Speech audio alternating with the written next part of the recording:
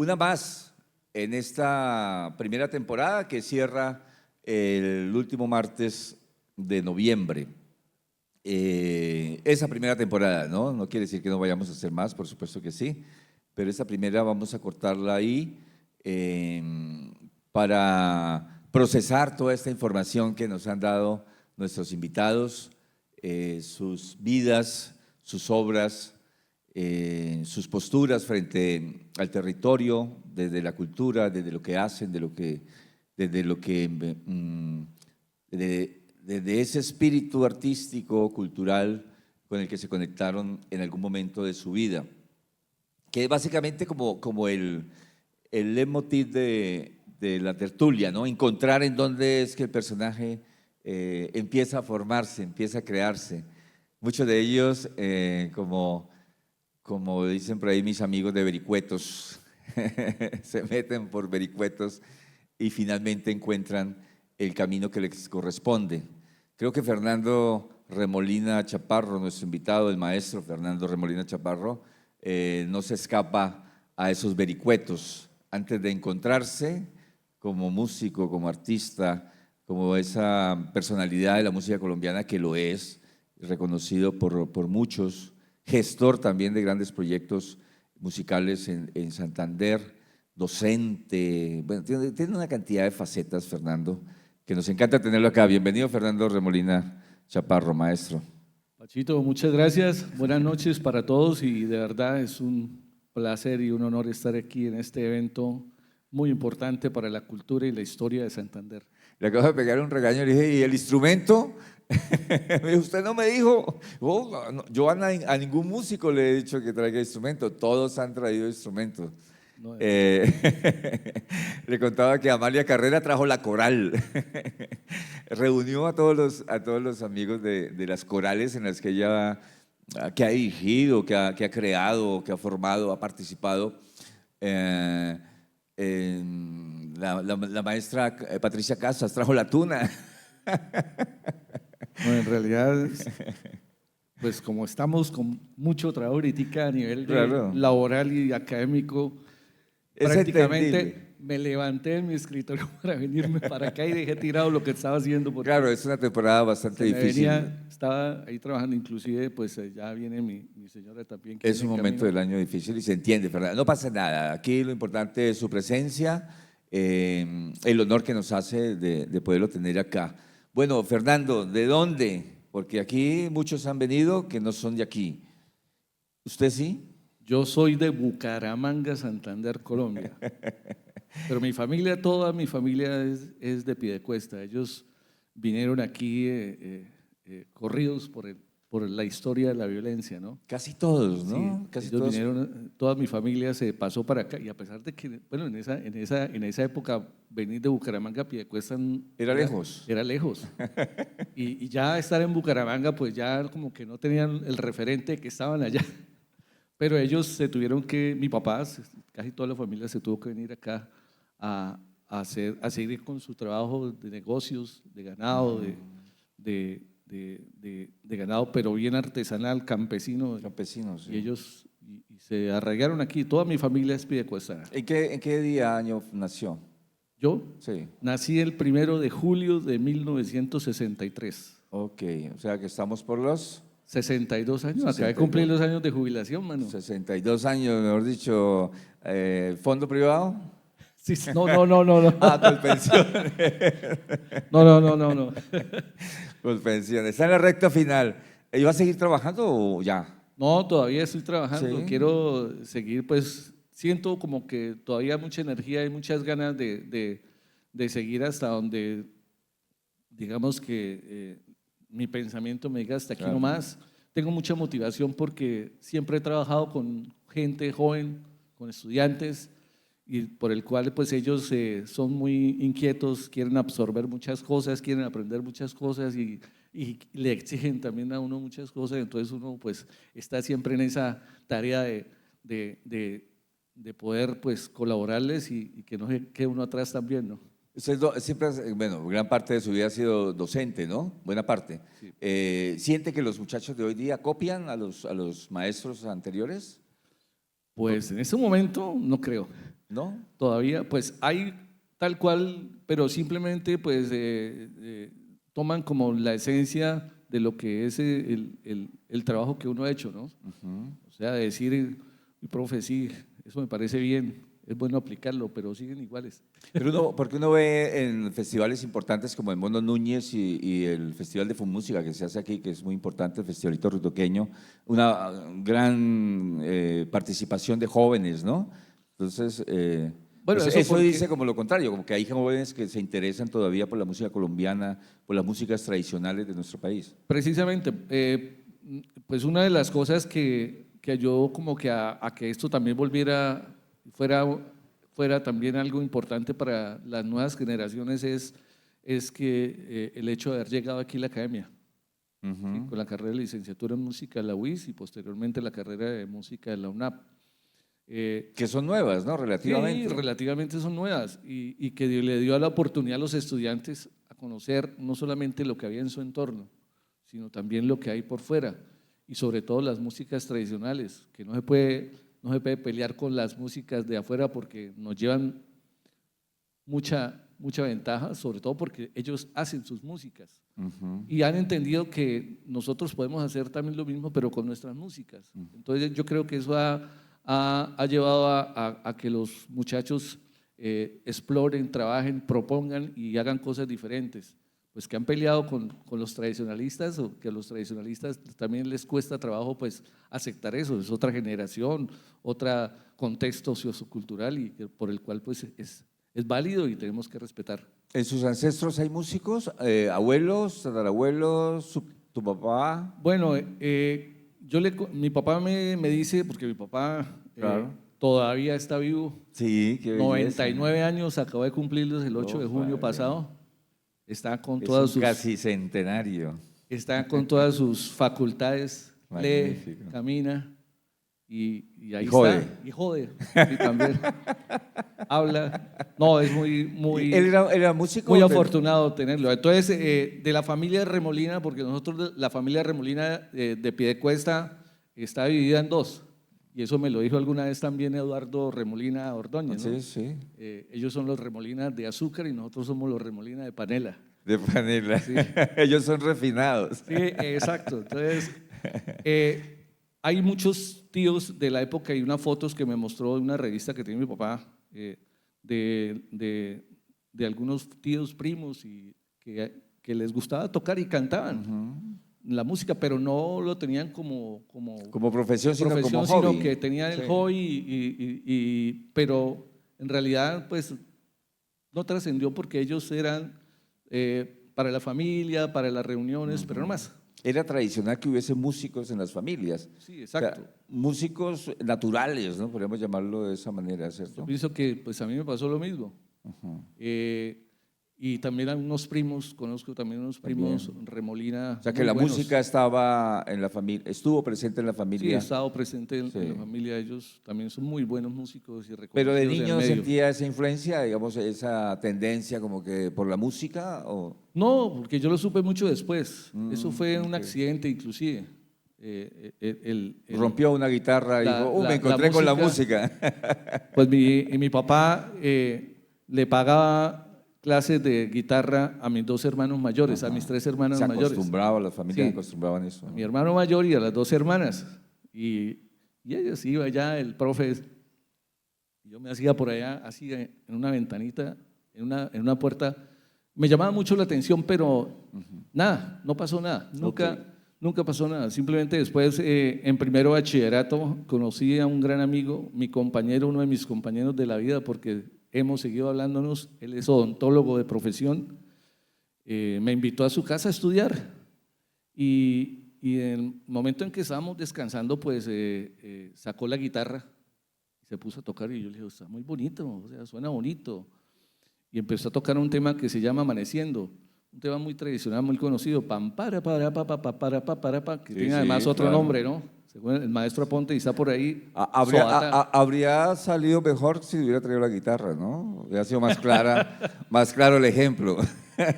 Y mi amigo, mi compañero Carlos Mauricio Ortega Vanegas, le decíamos de cariño el conejo, y es odontólogo, ¿no? me enseñó, me tocó ese tema, yo le dije, uy, tan bonito, enséñemelo. Entonces él me dijo, no, pero usted no sabe tocar. No, pues yo quiero aprenderlo, enséñemelo. Entonces se acabó el estudio. En esa tarde me la enseñó y yo me la aprendí. Inclusive yo mismo también quedé como medio sorprendido, ¿no?, por la cosa. Entonces él me dijo, no, pero mano, usted sabe, no sea así. Yo dije, no, en realidad no. Se le facilitaba. Sí, me di cuenta de esa habilidad y la cogí de una, oído, toqué, me dijo cómo se tocaba y tal. Llegué a la casa y lo que hice fue desempolvar la guitarra que había por ahí de mis hermanas. Y mi papá, pues le gustaba en esa época también comprar música tradicionales, clásica, LPs, y tenía un tal cual disco del maestro Jorge Ariza. Y ahí fue que cogí yo a escuchar esas canciones y a botarlas en la guitarra y a pura oreja, como decía antes. De cuando niño nada. De Solo cuando niño nada. apareció. Solamente fue en ese momento. ¿En qué escuela estudió? Estudié en el glorioso Aurelio Martínez Mutis. Oh, vale. Sí, sí. Bachillerato 1981. Aceptémoslo, ¿cierto? Porque sabemos todos aquí que los gloriosos eran el Santander, el Tecnológico, el Salesiano y el INEN, ¿no? Y en cuanto a las mujeres… No, todos son gloriosos. El Pilar, ¿sí? Pero aceptemos que… ¿Cómo es que se llama? Aurelio… No, mentira. Bien, sí, aquí han pasado del Aurelio, sí, que no eran… no desatendían la parte literaria, la parte de las artes. En esa época ese colegio, y Sí, además sí, los colegios eran muy comprometidos con todo, ¿no? Sí. Centros literarios, las izadas de bandera. Los centros literarios eran magníficos porque ahí se descubrían, ¿no? Los talentos. Las temáticas que hacían en la izada bandera, le tocaba a uno trabajar con eso. Entonces allá pues ya entrados en gastos con la guitarra, allá también conocí a un gran amigo también, a Juan Carlos Ariza, que también tocaba guitarra y éramos los músicos del colegio durante todo el bachillerato en las izadas de bandera. Ok. Uno de los puntos de la izada de bandera era Fernando Remolina y Juan Carlos Ariza. En la izada de este mes, Fernando Remolina. La siguiente, Fernando Remolina. Bien, Entonces, Fernando Remolina. le exigía a uno cambiar el repertorio porque no… Termina el bachillerato y ¿qué? ¿Qué hice? ¿A qué me voy a dedicar? Bueno, yo tuve una ilusión muy interesante que fue en esa época, no sé si se acuerdan, que habían unas becas para estudiar en el exterior. Yo ya estaba haciendo quinto, sexto bachillerato para ir a estudiar a Rusia. ¿Con la Casa de la Amistad? Sí. Y yo presenté el examen. Pasé. Don Juan Gualdrón. Se llevaba a todos los… mi ilusión era estudiar ingeniería electrónica, porque aquí ni marras que se conocía eso, pero yo sí había escuchado todo lo que tenía que ver con electrónica. Pero no pude hacer el viaje, pues pasé, pero me tocó desistir porque lo único que pedían era que uno pagara el pasaje de ida. De ida. Pero mi papá no me dejó. No me quiso dar el dinero. ¿Su papá era liberal, era conservador? Bastante liberal. Bastante liberal, debió haberlo dejado. O sea, debió haberlo dejado. No, sabe que no. Entonces se quedó y… Por el hecho, pues digamos que por la cuestión del comunismo y el socialismo Sí. y toda esa cuestión. Entonces, era un liberal prevenido. Sí, exacto. Un liberal conservador. Muy conservador. Un liberal conservador. Claro, porque es que del liberalismo de esa época al comunismo había un pasito así, como… No era muy largo el paso que había que dar, ¿no? Sí. Pues entonces, ¿qué se puede hacer? No, pues yo terminé el bachillerato y duré como 1 o 2 años consiguiendo trabajo y dedicado pues trabajé como 1 año en oficios varios ahí donde me salía y después sí empecé a estudiar en la Universidad Industrial de Santander. ¿Entró a la UIS? Entré a la UIS a estudiar Ingeniería de Petróleos. ¿En serio? Sí. Colega. Para que dé cuenta. Pero no. Desde que la Ingeniería de Petróleos ha producido varios artistas en No, pero no terminé. No. Metalúrgica, uff. Colacho Maestre, John Claro, ¿sabes? John Claro, cantidad ¿sí? El maestro Saúl Mesa, el gran fotógrafo de Santander. Ese no estudiaba metalúrgica, sino era laboratorista de metalúrgica. Entonces, Y después ¿y cuántos semestres hizo en ingeniería de petróleos? estudié como hasta el tercero o cuarto. No me No, acuerdo. este no hizo ingeniería de petróleos, se hizo el ciclo ciclo básico. básico. ¿Sí o no, Rafael? ¿Y Rafael no le daba matemáticas, cálculo, no? ¿Rafael Isaac? El profe Isaac sí lo conocí por ¿Sí? allá, pero no me dio No, clase. estaba con No me él. dio clase, no. Yáñez sí me dio clases. Rafael era de los cuchillas, o sea, uno matriculado decía que no me toque con Al Rafael. profesor Pardito me dio química en esa época también. Mucha gente. Entonces hizo 3 semestres de ingeniería de Pero petróleos. después me. ¿Qué OPFU? No, me retiré. Se de retiró, ninguno. o sea, salió con dignidad. Sí. Me dije no. Después me presenté a ingeniería de sistemas, pero no pasé, pero me dijeron que me daban el cubo para ingeniería industrial. Para industrial. Y estudié Bueno, 8 semestres, ahí sí, 8 semestres en la San Marino, yo hermano. Con todo el respeto de mis amigos ingenieros industriales, pero era la ingeniería más fácil para llegar, ¿no? No es que sea una ingeniería, no, es una ingeniería complicada, es una ingeniería Sí. importante además, pero tenían fama de eso, ¿no? Y no era cierto, o sea, pero se rumoraba que el cálculo de los industriales era más suave que, bueno, todas estas materias básicas. Sí. Y al mismo tiempo, pues yo estaba pues trabajando con la música, ¿no? Me llamaban mucho para muchas cosas y yo pues, ¿Sí? tocaba y toda la cuestión y me enfoqué mucho en las músicas tradicionales y tuve conocimiento de una agrupación, de una empresa que tenía 2 agrupaciones, el coro y la estudiantina, que fue en ese caso el coro de Confenalco y también tenía estudiantina. Entonces, yo me vinculé a esa agrupación, estuve un tiempo allá, a la par que estaba también como estudiando la ingeniería industrial. Cuando iba en 8º semestre, hubo un paro de la universidad que fue como larguito. ¿En la UIS? Sí, y entonces a mí, yo estaba siempre inquieto por la cuestión de la electrónica, ¿no? Quería hacer electrónica, estudiar Tenía ese electrónica. vacío. Sí, entonces, no, pues mientras se soluciona esta vaina, Hago otra carrera en otra me universidad. presenté a las unidades tecnológicas a electrónica y pasé. Eran 2 años ahí, ¿no? ¿Eran 2? No, eran 4 años. 4 años. Sí, 4 años. Ok. No, ahí sí me gradué. Entonces entró a estudiar electrónica en las unidades tecnológicas, cuando Sí. quedaban arriba. Arriba. Pero entonces, pues me gustó, me encarreté y no seguí estudiando industrial. Ok, se retiró. Y en ese camino. ¿Y se graduó pues, de tecnólogo electrónico? En ese camino, pues dedicado también a la música. Pero yo lo conocí a usted en la UIS. ¿Ah? Yo lo conocí a usted en la Sí, UIS. yo me la pasaba en la UIS. Sí. Yo me la pasaba en la ¿Usted UIS. no estaba en Expresión Musical UIS? En Expresión Musical UIS, yo Claro. estuve en el grupo de danzas, allá nos conocimos con John, trabajamos muchísimo tiempo en danzas. Con Colacho Maestre. Con el maestro Colacho, ellos también, yo le aprendí muchísimo a esa agrupación, a esas 2 agrupaciones. Al mismo tiempo, pues con el coro Confenalco, tuve la oportunidad de conocer al maestro Rafael Aponte, me llamó para que integrara el trío Alma Nacional, un trío que él ha tenido toda su vida como Pero para que lo importante. llamara Rafael Aponte a participar, era que usted había desarrollado una destreza Pues extraordinaria. algo así, ¿no? Que Sí. no tenía nada que ver con la electrónica. Nada. ¿Cómo Había desarrolló- escuchado hablar de mí. ¿Cómo desarrolló esa destreza musical? No, pues no sé, eso lo hace uno cuando uno se encarreta, ¿no? O sea, yo todo lo que escuchaba lo ponía en la guitarra. Yo en la parte instrumental fui autodidacta. Me dediqué a la guitarra, a pesar de que en la estudiantina Confenalco habían bandolas y tiples. Cuando yo integré la estudiantina me llamó mucho la atención la bandola, pero nunca la toqué. Mucho tiempo después fue que aprendí a tocar bandola gracias al maestro Rafael Aponte, quien me la puso y me dijo, mire, hágale.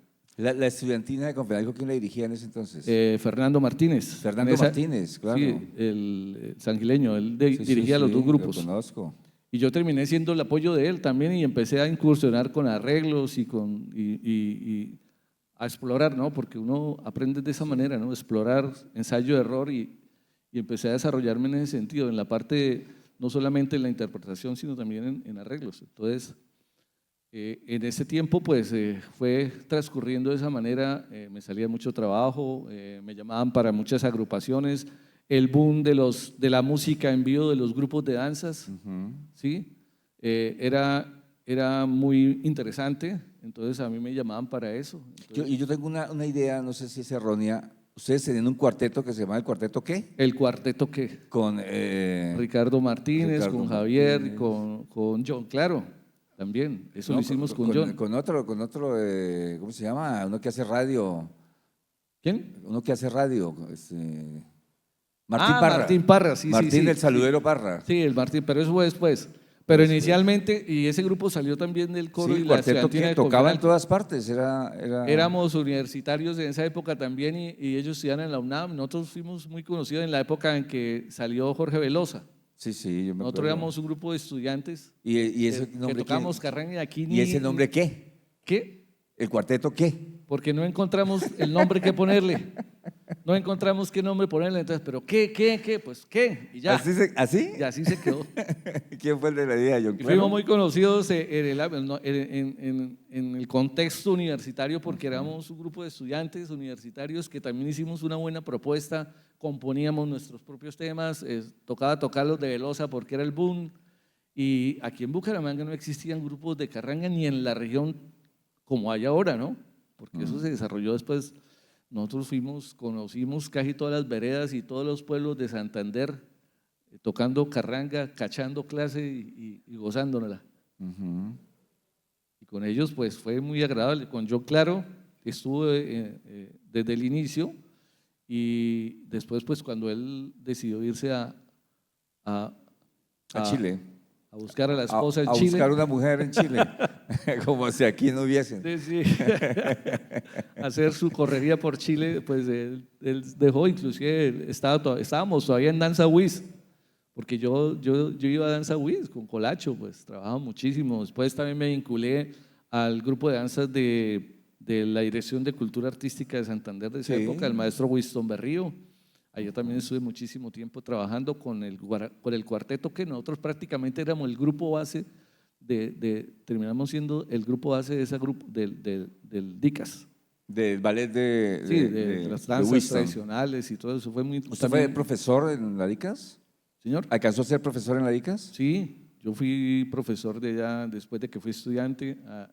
Como estudiante también nos conocimos con Andrés Páez, pero yo empecé Después también, Gabriunas. Gabriunas, allá nos conocimos y yo después terminé de docente hasta que hubo el revolcón, se creó la Secretaría de Cultura, se acabó y hasta ahí llegamos. Acabaron la DICAS, que era un Sí, buen proyecto. Sí, sí. Me llama la atención que usted se ha desempeñado como docente musical en instituciones superiores, pero usted nunca terminó música, nunca estudió música.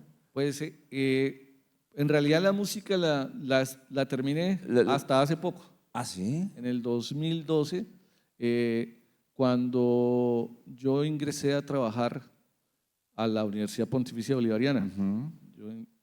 Yo trabajaba el director cultural de la UPB. Mucho tiempo después, pero yo, por ejemplo, en el año 91 hubo el concurso para dictar la materia de instrumento pedagógico de la carrera de licenciatura en música de la UIS. Uh-huh. Y a mí me dijeron que me presentara. Me llamó el maestro Chucho Rey, porque en esa época el maestro era el que estaba de director. Digo que no, mano, a mí me dieron referencia de usted. Dijo, pero maestro, yo no tengo título. No, preséntese. Y presenté el concurso, se presentaron en varios y yo lo gané. Y yo estuve trabajando como 4 o 6 años allá en la carrera de música.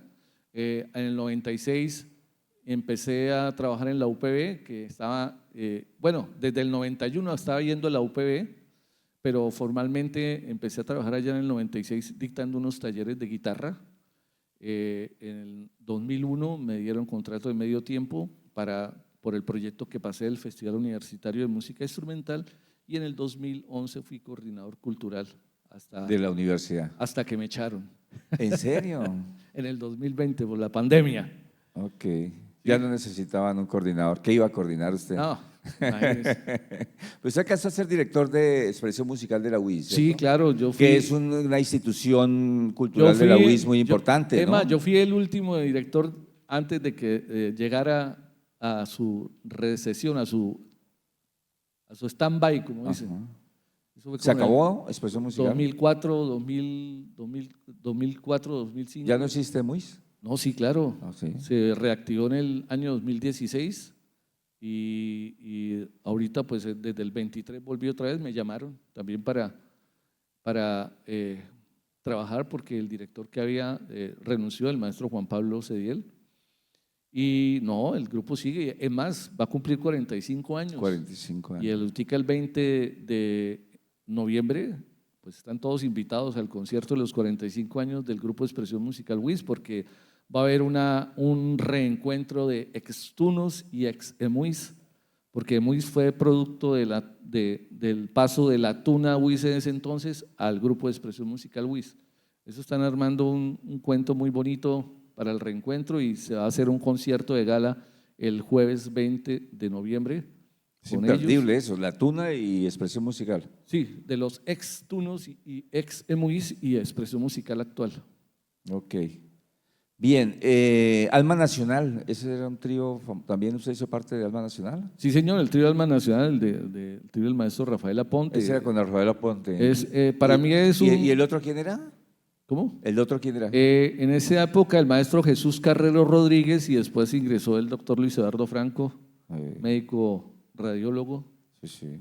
y bandolista, y desde ese entonces hemos estado los tres para reunirnos, ya no con la misma actividad de antes, pero sí, pues cuando hay la oportunidad. ¿Estamos hablando de tocamos. Leonidas Ocampo? No. Ah, no, ¿Leonidas? el tubaqueño. No, Luis Eduardo Franco Espina, Rafael Aponte y Fernando Remolino. Pensé que Leonidas Ocampo, porque Leonidas también toca, además de tocar música del Ah, Pacífico, sí. también toca música colombiana, Sí, extraordinario. sí. Aquí No, y estuvo. ese trío para mí marcó historia en la música tradicional santanderiana, especialmente en Bucaramanga, Sí, porque sonaba muchísimo. el maestro Aponte se atrevió a subir el triple en do, porque aquí en Santander siempre se tocaba el triple en si bemol, y a tocar arreglos de cámara. Y arreglos de cámara significa arreglos donde se necesita leer el instrumento, leer una partitura, un arreglo, donde ya el instrumento melódico no es protagonista, sino que hay protagonista por parte de los tres instrumentos, y por eso hubo mucho choque aquí en el contexto de la bohemia musical de Bucaramanga por la forma como nosotros tocábamos en esa época. Pues gracias a la carrera de música eso se bajó un poquito. Dale. Yo he querido tener aquí a Rafael Aponte o al maestro Villamizar del Festivalito Ritoqueño. Luis Carlos. Luis Carlos.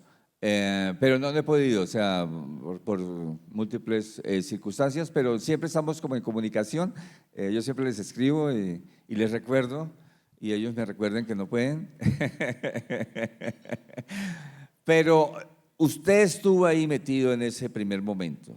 Sé que estuvo ahí en ese primer momento cuando se inventaron el Festivalito Ritoqueño y crearon la Fundación Armonía. Entonces, La Fundación Armonía fue mucho después, pero fue mucho después, pero entonces yo tuvimos dije, la no, oportunidad con el trío Alma Nacional de estar en el primer festival y ganamos además, ¿no? ¿Cierto, maestro? Ganamos. Es que ahí donde lo ven, o sea, no parece, pero detrás tiene una carga, digamos, trascendental en muchos de los acontecimientos de la música colombiana que han ocurrido en nuestro territorio. ¿Por qué no hablamos de ese inicio, de ese festivalito, ¿cierto? Y cómo se fue configurando hasta convertirse en lo que es hoy un evento supremamente importante. Pues el festivalito surgió por desagravio, por desagravio a un dueto muy conocido también, Germán y Gustavo.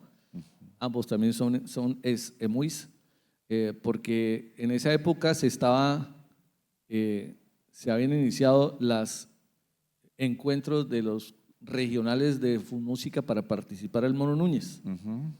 Ya se habían hecho varias regionales y ellos quisieron participar porque era un dueto muy conocido también, Germán y Gustavo. Y pues ellos estaban convencidos de que iban a pasar para participar en el Mono Núñez y están con la mente, ya, mucho nos lo ganamos. No, ellos son buenos. Pero Concurso es en la concurso. regional, concurso es concurso. Yo no. No pasaron. Y todo el mundo pues también tenía esa expectativa con ellos y entonces pues toda la gente quedó, Se arrecharon. sí, entonces por desagravio pues Manuel Rey y Luis Carlos Villamizar y Carlos, Se aparecieron los se- 63 se ya. oiga, y no, y gran amigo, Carlos Gabriel Acevedo Abeix, sí, creo que es. ¿Quién dijo para darle un premio? El maestro Aponte, El maestro Ponte está acá. está por ahí. Oiga, lo he invitado y nunca ha venido. Y, bueno, para que viniera tuve que haber invitado a su partner. Es un honor, Rafael, tenerlo acá. Démosle un aplauso a Rafael por su presencia. Nos halaga tenerlo acá. Y ya lo tendremos acá en algún momento. Decidieron hacerle una reunión en la finca de Carlos Gabriel, la finca que queda ahí en el Ritoque Bajo, y mataron un camuro, porque la cuestión fue que para la cuestión, pues no, ¿qué pone usted? ¿Qué pongo yo? No, y, no, listo. Mataron un camuro y invitaron puso? a los amigos de ellos, del grupo de amigos que tocaban música. En eso estaban, la mayoría son exintegrantes de La Tuna y de Muis también, precisamente. Ujú. Y nos reunimos ese día y ahí mismo hubo muchísimas presentaciones, pero de grupos que se formaban ahí, que se armaban ahí para tocar y cantar. Y como nosotros, pues con el trío siempre andábamos a todas partes, nos invitaron, entonces no, presentémonos y ganamos el primer, pues eso fue, ganamos porque fue la única vez que hubo premio del festivalito.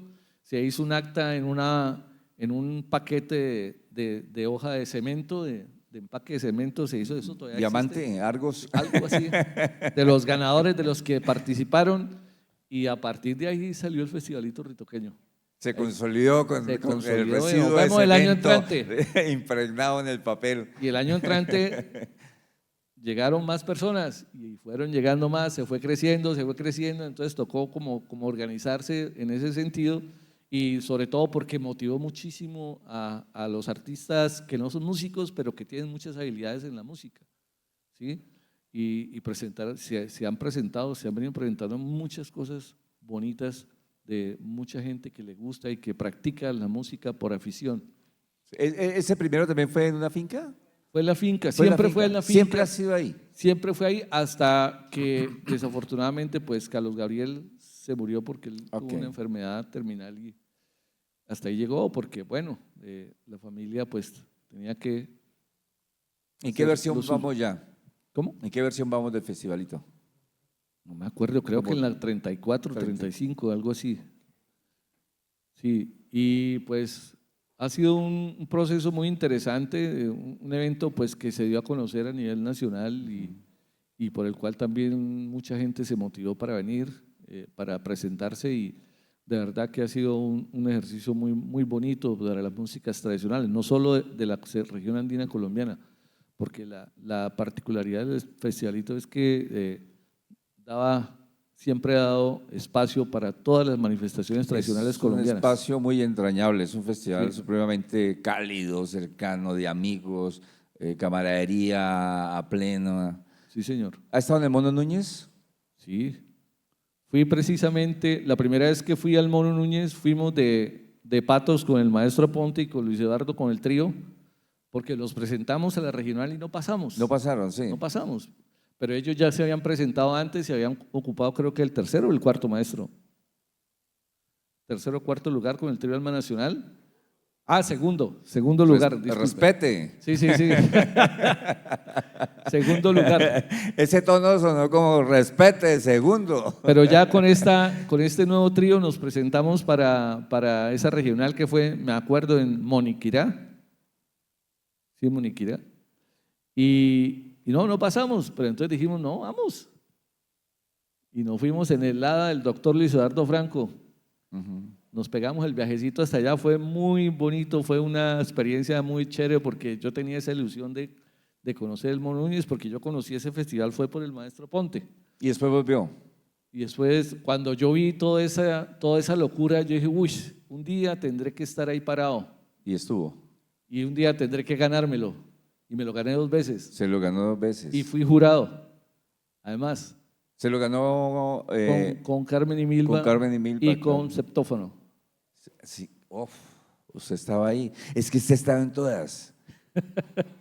En todos los proyectos de música colombiana importantes de Santander ha estado. ¿Sí? O sea, ahí donde lo ve, parece un chino, parece, ¿cierto? Yo me veo más viejo que Fernando, ¿cierto? No estudió música. ¿Sí? Bueno, sí estudió, pero luego, ¿no? Por su cuenta, pero no salió de una academia o de una escuela. ¿Sí? Es extraordinario. No, pero yo sí. Y el respeto que le tienen los músicos a Fernando es increíble, o sea, es un personajazo, bueno. No me va a cobrar por la tertulia, ¿no? Cuando tomé el cargo de coordinador del área cultural de la UPB. Pero no trajo la guitarra, ni la bandola, ni el tiple, ¿no? Pero no me dijo, mano, no me dijo. Rafael no tiene, ¿usted no la trajo? ¿Sí?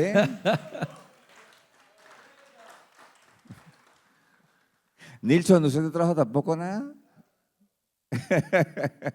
Está Nilson Guerrero, el hermano del maestro Alfonso Guerrero. Un aplauso para Nilson. Llegó mi esposa, qué chévere. Un aplauso para Nilson. Es un honor tener a Nilson Guerrero, el hermano del maestro Alfonso, con nosotros. Cuando tomé el cargo de coordinador del área cultural de la Universidad Pontificia Bolivariana, por los méritos, porque yo ya llevaba trabajando mucho tiempo allá y conocía todos los procesos, la jefe de bienestar universitario, la doctora Liliana Lucía Urbano Guayarita, me dijo, maestro, usted tiene una profesión que no tiene nada que ver con la música. No le podemos pagar lo que dice ahí, pero por todo su prontuario le vamos a dar el 80% del sueldo que gana el coordinador de cultura ahí en la universidad. Entonces, si quiere ganarse el 100%, le toca que se estudie el pregrado. Y precisamente en ese año salió el proyecto del Ministerio de Cultura y el IFES de validación. De validación, de profesionalización del artista. Profesionalización, sí. Entonces yo le comenté a la jefe y me dijo, no, maestro, le ayudamos. Y es una cosa que le tengo que agradecer mucho a la universidad. ¿Lo logró? Lo logré. ¿Es licenciado en música? Licenciado en música. En 2 años la hice. En 2 años, ahí validé, de una. 2 años es un gran esfuerzo. Perdí una apuesta por ahí que todavía no le he pagado, pero… ¿Cuál era? Una apuesta, no, después, el maestro… ¿Con Aponte? Con el maestro Aponte, la tengo ahí pendiente. Pero bueno, me gradué. No en el 2000 como lo habíamos hecho, pero me gradué. Y entonces fue una época también muy dura porque nos reuníamos, era una vez al mes, era semipresencial,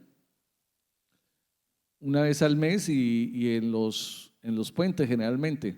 Entonces me daban permiso la universidad los viernes de no trabajar, pero yo entraba a las 6 de la mañana del viernes y salía a las 8 de la noche del domingo o del lunes si era pues festivo. Entonces llegaba uno agotado porque se la pasaron a todo, lo daban 1 hora solamente para descansar o almorzar al mediodía. Fue un trabajo bastante intensivo y todavía creo que ese proyecto lo están haciendo en otras universidades. Y muy merecido que lo haya logrado. Y lo terminé y eso de verdad me abrió muchísimo. No lo necesitaba para que lo respetaran. Pues sí lo necesitaba porque el sistema, usted sabe que… para que le pagaran más. Algo así. Que le pagaran mejor. O para que se me presentaran todas las oportunidades que verdaderamente, afortunadamente, se me han presentado. Bueno, 3 personas importantes en su vida. Recordemos a José Iván Hurtado. ¿Qué representa José Iván Hurtado para también, usted y para la música para mí colombiana? Una gran persona, un gran amigo, un gran músico, crítico, que me ayudó mucho a la cuestión de la música desde otro punto de vista. A él Leo también, él creyó muchísimo en mí y por él yo grabé un CD que se titula Antología de Compositores Santanderianos, que fue hecho por Fawis, que lo hicimos en un mes, casi un mes, porque habíamos pasado el proyecto, él me pidió el proyecto que lo pasara, yo lo pasé, pero no dijeron nada, y pasaron como 6 meses y ya iba a terminar el año y cuando me llama, que ya, pero toca hacerlo ya, como cosa rara. Fawis, entonces Ahí grabé, escogimos el repertorio que hemos hecho, los 4 intermezos de Calvo, 2 temas del maestro José A. Morales, un tema del maestro Leonardo Gómez Silva, un tema del maestro Rafael Aponte, un tema de un ingeniero civil, Gustavo Plata Cordero, y 2 temas de Pacho Benavides. Pero es que la particularidad de ese disco fue que se utilizaron varios formatos: formato de trío, bandola, tiple, guitarra; formato de ensamble instrumental, bandolas, triples, guitarras, contrabajo, bandolas 1, bandolas 2, bandolas 3 y tiple. Yo grabé todo. Yo hice la grabación de todo eso en estudio y quedó un producto muy bonito. Entonces, pues, cuando lo terminé, yo dije, bueno, tengo que presentar el examen. Y le dije, no me acuerdo a quiénes fueron, creo que fue antes de llevarlo a Iván Hurtado, a Luis Eduardo Franco y a Luis Carlos Villamizar, que son unos críticos de verdad que Claro.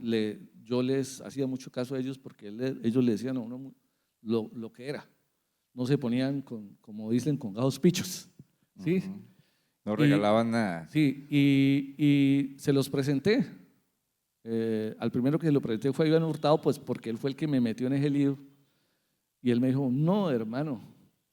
Se quedó mirando, me dijo, ¿de cómo hizo? Porque es que, digamos que sobre todo en la parte de la grabación de los 4 intermezos, se requiere no solamente la parte rítmica, sino la parte interpretativa y expresión. Es decir, que son muy libres en la interpretación de los temas. La característica de Calvo en la mayoría de sus canciones es esa, ¿no? De que está escrita la partitura, pero si usted la solfea tal cual no sabe nada. Hay que darle ese aporte, digamos, que tiene uno que darle a la interpretación para poder que tenga ese sentido. Y eso me tocó hacerlo con los instrumentos que grabé, en un formato de trío, bandola, triple, guitarra, arreglos que hizo el maestro Chucho Zapata, un antioqueño muy conocido. Y ellos me decían, uy, no, mano. Fue director de la escuela, ¿no? ¿Ah? Chucho Zapata fue director de la escuela de la UIS. No, Chucho Zapata es Perdón. Sí, no, sí, Chucho Reyes. Estamos hablando Chucho de Zapata fue un maestro antioqueño muy conocido también, Sí, que perdón. hizo parte Sí, Chucho muchísimo Reyes. de la música tradicional colombiana.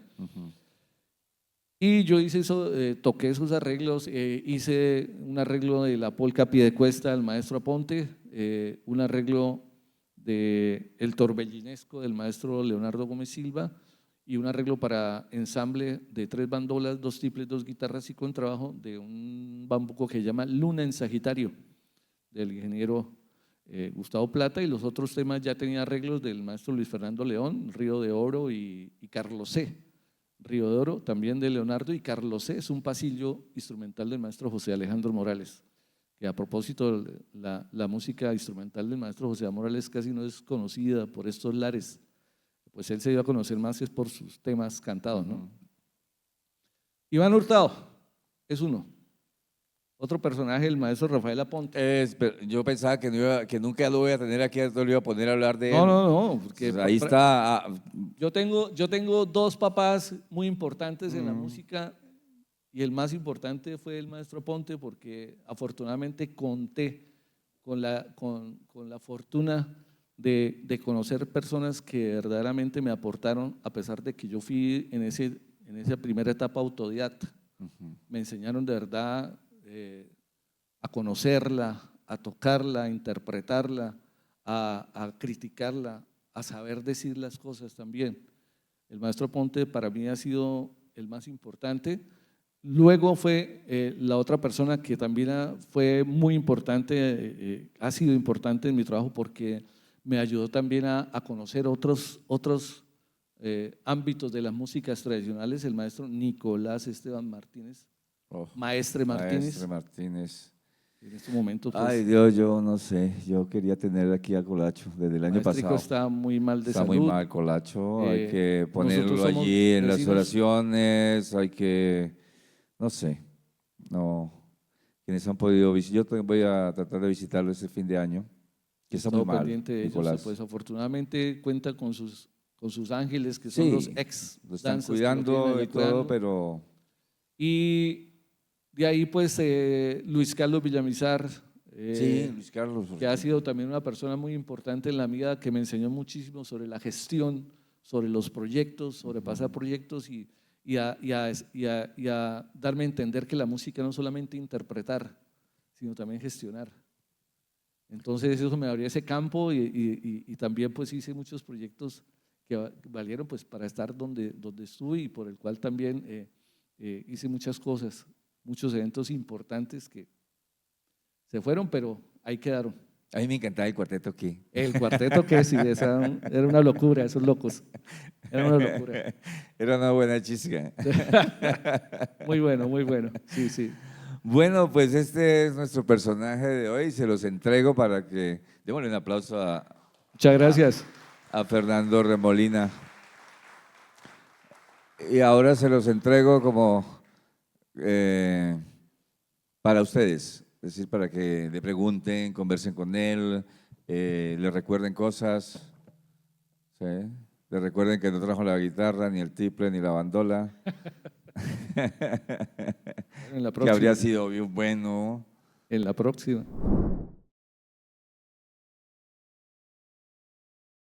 Maestro Isaac, no, qué rico ver grandes maestros aquí, amigos que vinieron. Mire, uy, Santa Pacha. Uy.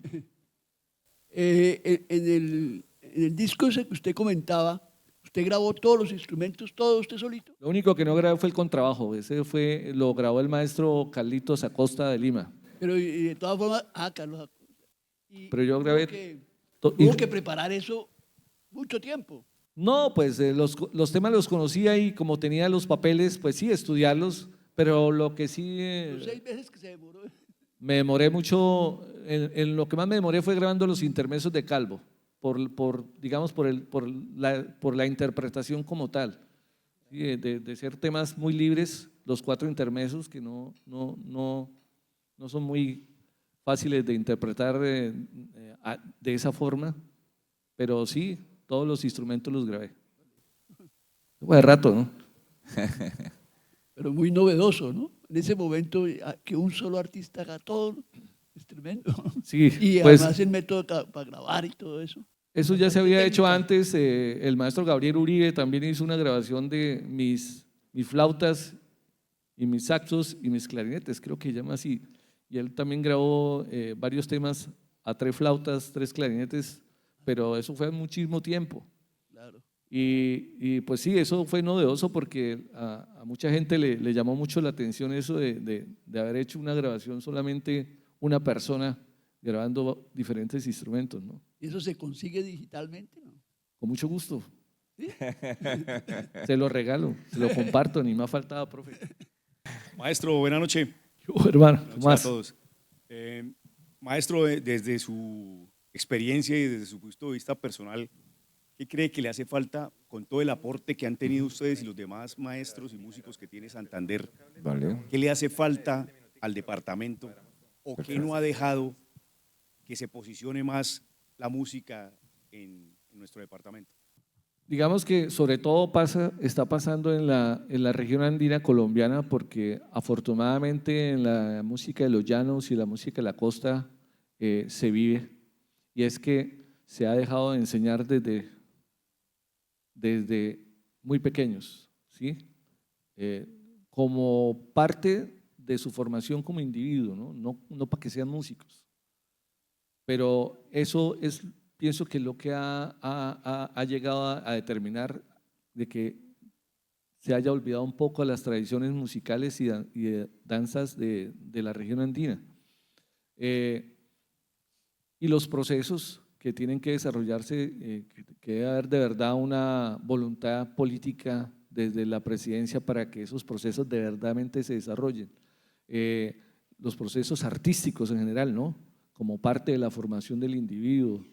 Eso lo hacen, digamos que por tradición en la costa, que a los niños nacen y lo primero que le ponen es un acordeón o una tambora y ese es el juguete de ellos, a pesar de que mucho después ellos buscan otras músicas, pero valoran lo que tienen y la practican como tal. Lo mismo la pasa en los llanos. Es que es como parte de formación del ser humano, ¿no? No, Sí, señor. no solamente como profesión, sino sí debería ser como tal vez inclusiva en su parte pedagógica para el desarrollo como ser. Sí, yo tuve la oportunidad de trabajar en pandemia, pues después de que quedé desempleado, además me echaron en plena pandemia, ¿no? Sí. Imagínense, uno así como consigue trabajo, mano. Muy arrecho, ¿no? Muy arrecho, mano. Al menos Arrecho. le dieron una caja de tapabocas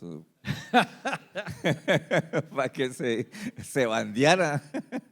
Y me salió la chamba para trabajar en un colegio público en Florida Blanca y me di cuenta de la situación de verdad en que estaba pasando con las formaciones artísticas en los colegios públicos, que simplemente está escrito en el papel, Sí, no. pero no lo aplican como… Es más, y me atrevo a decirlo y se lo sostengo, los rectores es lo que menos les interesa, simplemente cumplir, ponen a la profe de religión a que le pongan a hacer a los chinos punzas con una cartulina y cumplir con el requisito de que ven artística.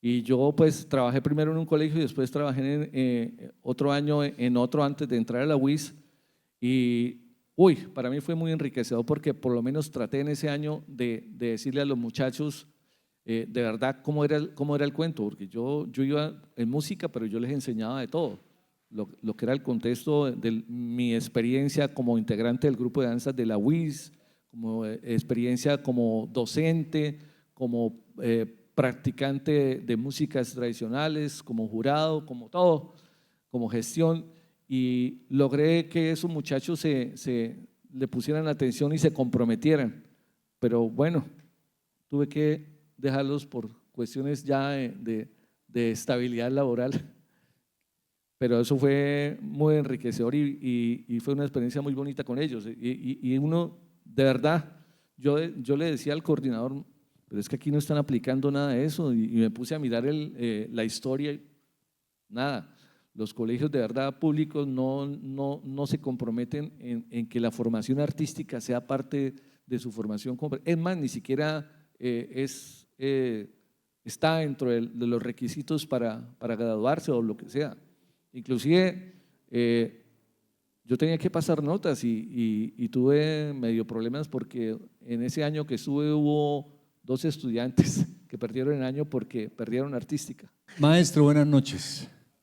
Buenas noches. Su merced ha mencionado 2 aspectos que son supremamente importantes, que la música de otras regiones se ha venido mostrando y que al niño en la costa le ponen un acordeón y lo demás. Nosotros en Santander hemos sido algo débiles y dispersos en eso. El único proyecto que hemos tenido así como con fuerza, ustedes lo mencionaban muy bien, fue el DICAS, que fue un espacio interesante de formación musical para no músicos, porque hoy tenemos escuelas de música estructuradas formalmente, pero no hay otros espacios para músicos como lo ha sido usted, que se ha venido creciendo en la medida en que ha venido recorriendo el camino. Este espacio que ustedes abren, el cual yo agradezco muchísimo, nos permitiría también llevar un mensaje a las instancias y a los espacios de poder. ¿Qué nos haría falta desde la alcaldía, desde la gobernación, para que de verdad podamos estructurar una vitrina para mostrar nuestro folclore, nuestra identidad y también para formar músicos, no músicos? ¿Qué nos haría falta a partir de la experiencia que ha recorrido?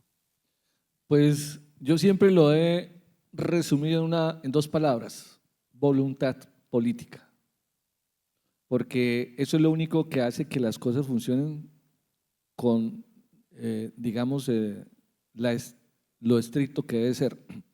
Lo digo porque en mi experiencia he estado en diferentes lugares de Colombia, departamentos, gobernaciones, y ellos han trabajado desde hace mucho tiempo esos procesos y los han llevado a cabo, y precisamente da uno cuenta de que el nivel es mucho más alto que el que nosotros tenemos acá.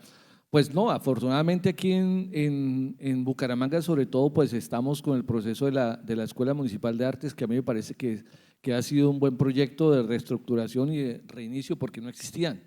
El DICA se acabó, duró mucho tiempo quieto, el conservatorio, pero ahorita la Escuela Municipal de Artes pues está haciendo esos procesos, pero no creo que sea lo único, porque lo que le digo, eso se tiene que estar desde la base, desde los colegios que verdaderamente tengan esa voluntad de de enseñarle a los muchachos y comprometerlos a estos procesos de formación. Y mientras no haya esa voluntad desde arriba, eso como a todos, toca las malas de decirles, porque los demás los desconocen como tal y simplemente cumplen el papel de decir sí. Yo pienso que debe ser que hay esa falencia aquí en Santander, porque en otras partes hay mucho compromiso. La historia lo dice, en la parte del Viejo Caldas, con los procesos de bandas, cada colegio tiene una banda, 2 inclusive. En Antioquia se aprovecharon del Plan Nacional de Música de la Convivencia para realizar procesos de estudiantinas en todos los colegios de los municipios y heredas, ¿sí?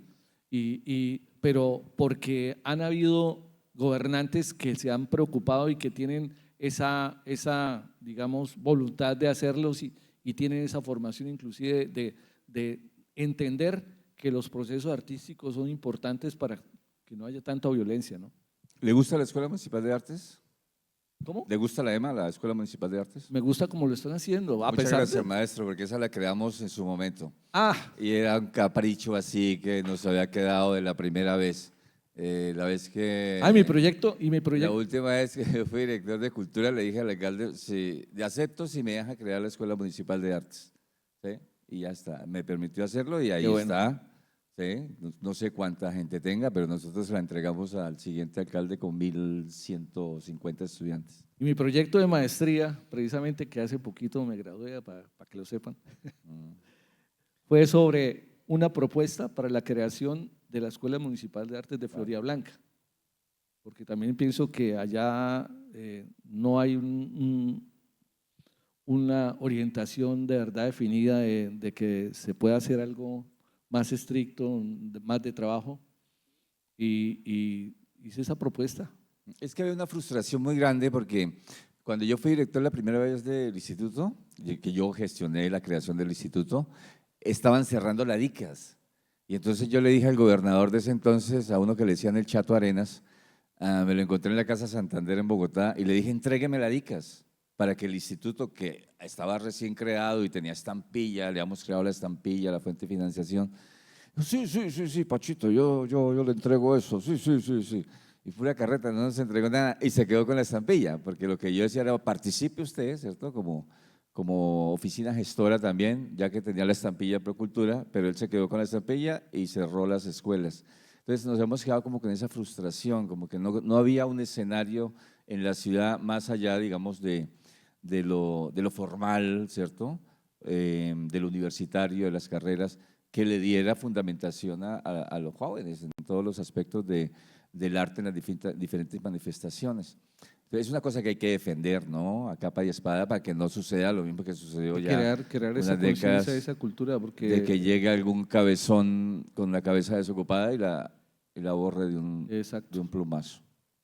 hay un tema instrumental que en mi recorrido en las músicas tradicionales siempre me gustó desde el primer momento en que lo escuché, y fue también uno de los primeros temas que aprendí a tocar en la bandola junto con el maestro Aponte, y es la danza bucarelia del maestro José A. Morales. Muchas gracias, maestro Alvarito, maestro Carlos, maestro Nilsson. Con mucho gusto para ustedes, la danza bucarelia del maestro José Alejandro Morales.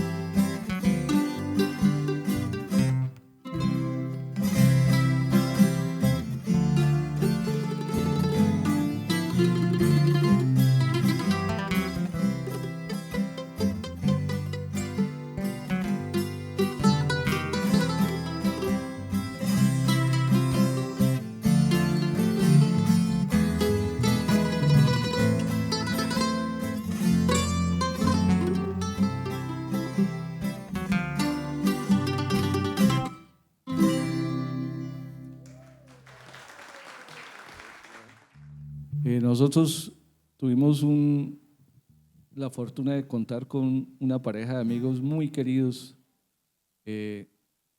Don Santiago era un cachaco que vivía aquí con su esposa y con todo, y nos invitaba muy seguido a almorzar a la casa de ellos.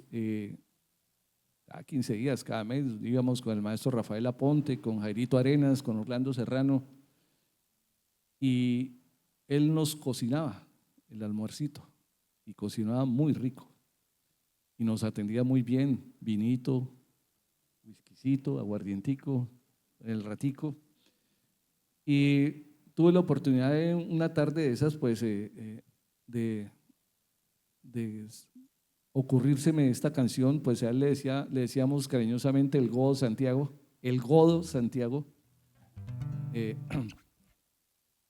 pero era un muy querido, y entre ellos se echaban muchas pullas de lo que pasaba, pero a manera de chiste, de amistad, pero nunca hubo algo así que llegara a extremo.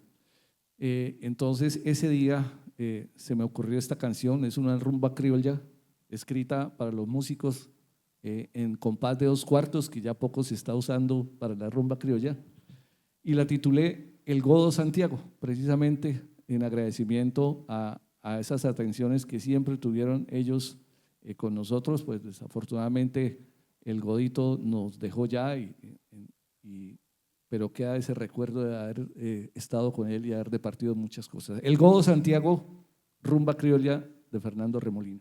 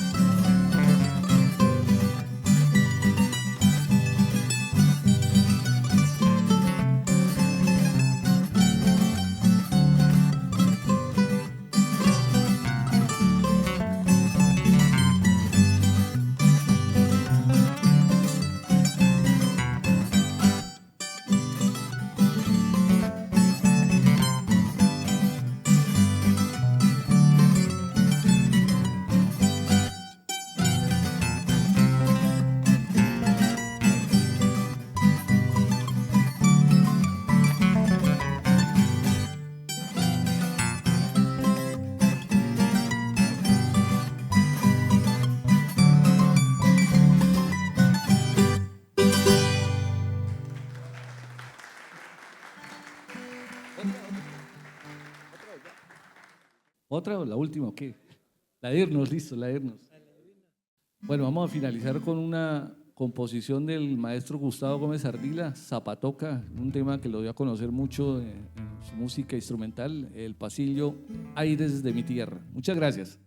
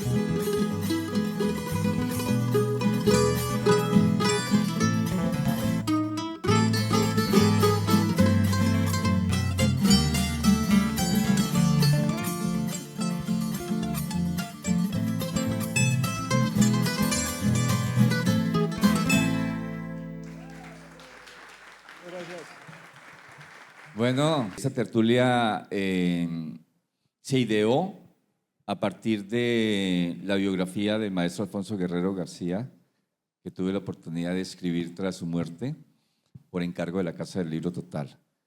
Entonces, cuando fuimos a escribir la biografía del maestro Alfonso, no encontramos mucha información. Yo tuve la oportunidad de conocerlo, no éramos grandes amigos, pero nos conocíamos, hicimos muchas cosas, ¿no? Incluso revivimos la rondalla humanguesa en la época que fui director de cultura la primera vez. Eso fue una locura, poner la rondalla humanguesa después de haberse acabado hacía décadas en la sala de conferencias, ¿no? Transmitida por la emisora cultural Luis Carlos Galán Sarmiento. Entonces, la Casa Guerrero se abrió de par en par, todos los miembros, para contar la historia de su patriarca, ¿no? de su personaje insigne de la familia. Y salió una biografía muy, muy bonita, muy emocional, ¿no?